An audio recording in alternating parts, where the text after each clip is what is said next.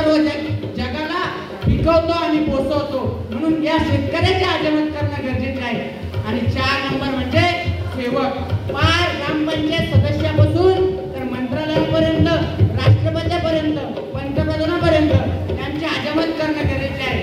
आणि यांना माझे हात जोडून विनंती आहे, तुम्ही PUC या मार्गाला कधी जाऊ नका।